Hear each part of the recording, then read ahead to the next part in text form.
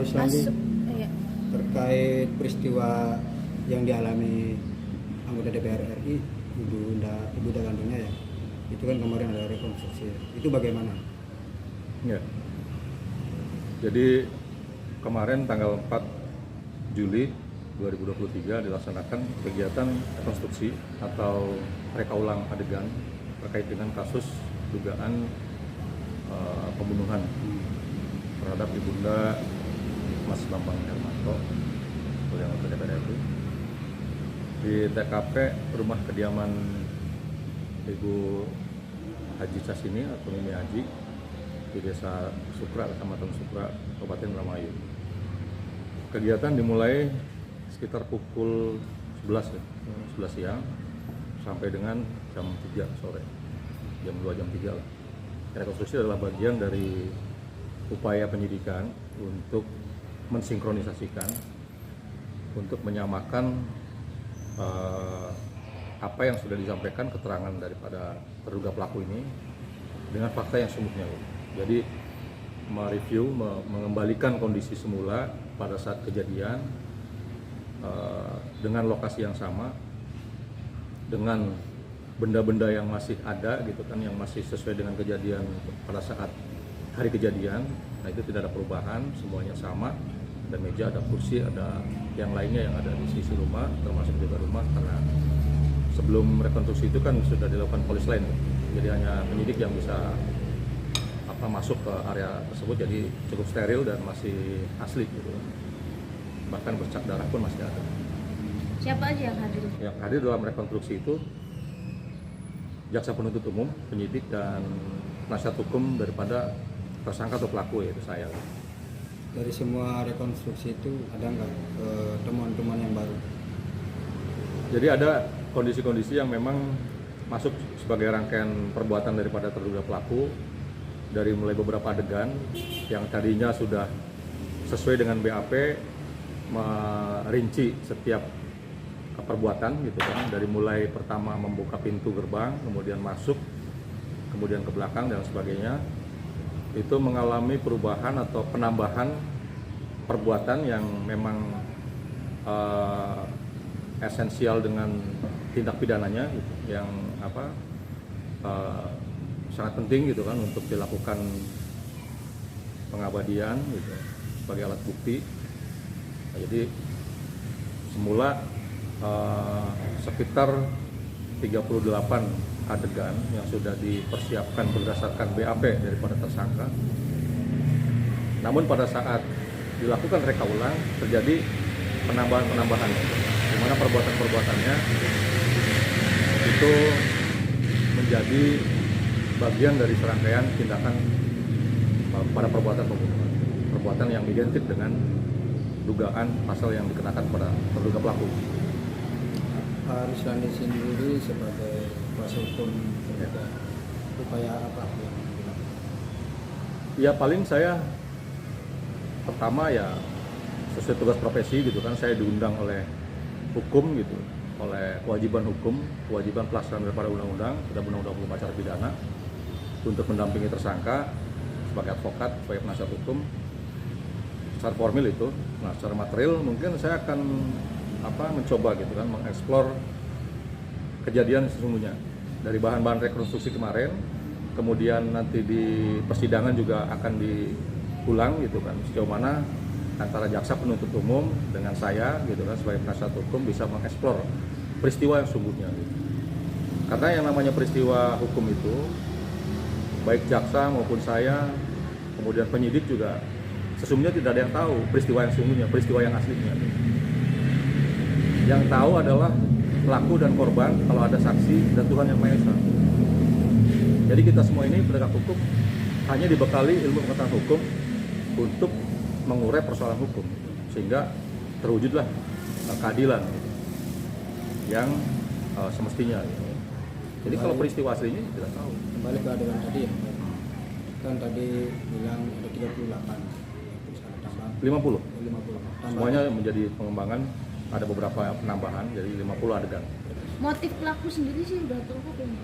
Jadi sementara motifnya pertama itu dari hasil wawancara, dia merasa sakit hati akibat cacian gitu kan, makian dari korban gitu kan yang dia terima gitu pada saat mengerjakan tugas-tugasnya sebagai pembantu rumah tangga yang tidak tetap, jadi tidak permanen gitu. Dia membantu Mi Haji itu, almarhumah itu tidak permanen, jadi kadang-kadang gitu ketika rumahnya kotor gitu kan, ketika dia membutuhkan orang untuk membantu membereskan properti yang ada di rumahnya gitu. Nah disitulah pelaku ini diperintah untuk membersihkan, untuk melakukan. Nah dari situ mungkin pelaku melihat suasana rumah sepi gitu kan, kemudian juga ada barang-barang yang berharga gitu kan, yang sekiranya menurut pemikiran pelaku ini bisa dikomersialkan gitu, sehingga tergeraklah untuk mengambil barang gitu. Nah, namun karena ketahuan mengambil beberapa barang, ada handphone dan ada uang gitu. Nah situlah terjadi pertikaian gitu. Bisa terjadi benturan fisik gitu kan, dari yang ingin mengambil dengan yang mempertahankan, sehingga terjadilah penganiayaan yang mengakibatkan meninggalnya almarhum. Sekarang posisinya udah sampai mana? Sekarang kalau kemarin udah rekonstruksi, barangkali nanti akan sesegera mungkin ada perbaikan berita acara pemeriksaan, melengkapi, menyempurnakan gitu. Kemudian tahap 1 pelimpahan berkas kepada kejaksaan untuk dilakukan penelitian berkas. Nah mungkin kalau sudah lengkap, ya jaksa akan mengeluarkan petunjuk P21. Artinya berkas sudah lengkap, dan nanti pada tahap 2 yaitu pelimpahan barang bukti dan tersangka dari kepolisian, dari penyidik kepada jaksa penuntut umum. Nah barulah setelah itu jaksa penuntut umum melimpahkan ke pengadilan untuk disidangkan. Jadi durasi waktunya kalau menurut saya sekitar 2 minggu ke depan. Ya. Itu pelaku sudah berapa lama sering membantu mengerjakan pekerjaan rumah di rumah? Kalau tempo waktunya barangkali setelah puasa ya. Jadi puasa itu kan bulan April ya. Baru sekitar 2 bulan lah, 2 bulan berjalan. Jadi pelaku ini biasa dia melakukan aktivitas yang di Kali Sewo itu, jembatan Sewo itu yang pakai sapu lidi untuk yang orang memberikan sedekah gitu kan ya. Kan jaraknya tidak terlalu jauh dengan rumah Korban. mereka. Pak, di rekonstruksi sendiri itu apakah ada pihak korban yang hadir? Jadi kemarin itu karena memang rekonstruksi itu bagian daripada pelaksanaan undang-undang, bagian daripada pelaksanaan penyidikan gitu kan, sehingga diterapkanlah aturan hukum yang sangat tegas gitu kan, untuk melindungi kepentingan semua. Jadi tidak ada perwakilan keluarga yang mengikuti gitu. Dan ini memang tidak semestinya gitu kan. Walaupun tidak ada larangan, tapi semua adalah merupakan kebijakan daripada penyidik dan sesuai surat edaran Kapolri, sesuai dengan yang berhidup pada Kitab Undang-Undang Acara Pidana dalam konteks penyidikan dan pembuktian. Sehingga yang diharuskan itu adalah penyidik, jaksa penuntut umum, tersangka, dan kuasa daripada tersangka atau penasihat hukum daripada tersangka. Di luar itu kemarin dilakukan sterilisasi sehingga menjadi utuh, objektif. Karena kalau berdasarkan ketentuan undang-undang atau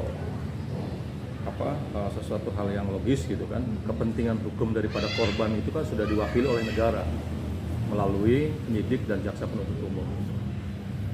Dua institusi inilah yang mewakili kepentingan korban siapapun gitu kan, yang posisinya pada korban gitu. Itu mereka yang akan, negara yang akan mengawal kepentingan hukumnya. Jadi percayakan semua pada institusi hukum bahwa mereka pasti akan menjerat gitu kan pelaku ini dengan segala dukungan alat bukti pada pertanggungjawaban hukum pada pasal yang memang sudah semestinya.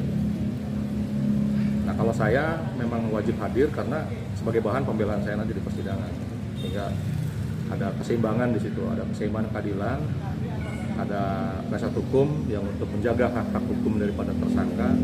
Toh saya juga di sana hanya melihat, mengikuti, mencatat sama-sama dengan penyidik dan jaksa. Jadi semata-mata karena undang-undang.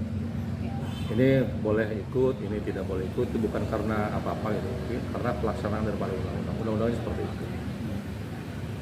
Berarti secara garis besarnya dari pihak korban itu sudah ada penyidik dan JPU ya Pak ya? JPU yang mewakili kepentingan hukumnya. Itu setahu saya.